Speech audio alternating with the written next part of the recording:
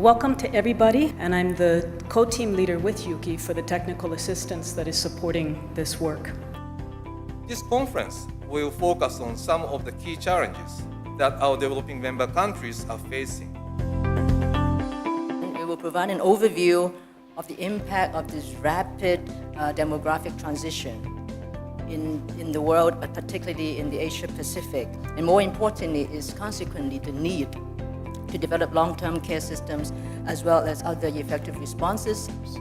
And if you look at the population that is at a special need for long-term care, we are going to see an increase of 26 times, from 14 million to close to 400 million. This is a revolution. And the reality is that health professions are not trained to deal with death. The overwhelming medical ethos is focused on cure, not on care. And how to respond to this longevity revolution that is here to stay. We have the review of existing standards of care for older persons in ASEAN member states and developing a regional guideline for minimum standards for quality care for older persons. Formal long-term care, sometimes pricing is too expensive in terms of delivering services. Then the question is how to finance this long-term care. I mean, service delivery can be delivered by private providers, but main pillar of financing should come from the public.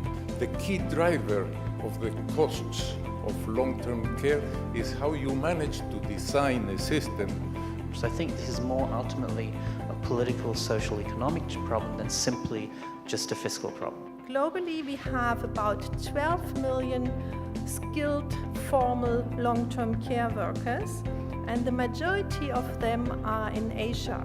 The bulk of work that is provided to the recipients of care is done by informal workers. A person-centered approach to looking at care. I think Jagami is very squarely aligned in that philosophy. The goal shouldn't be just applying fancy technologies, but really what's the meaning, the purpose of using those technologies as a tool to providing to the aging population. That nearly all the countries do have a plethora of related laws and policies which touch on aspects of long-term care, but they're not necessarily brought into one comprehensive framework. I think service provision is where there are some common trends throughout the 6 countries. There's a very strong reliance on family caregivers as the bedrock. So these social models and the healthcare model should be integrated. If ultimately healthcare and long-term care is to improve longevity, then the so-called social support network, they are very, very important. An age-friendly city and community is a city and community that actually fosters healthy aging. So it's for all ages and all abilities and capacities, and get involved, join the movement. And it is, after all, a privilege to be part of this generation that for the first time is responding to this revolution.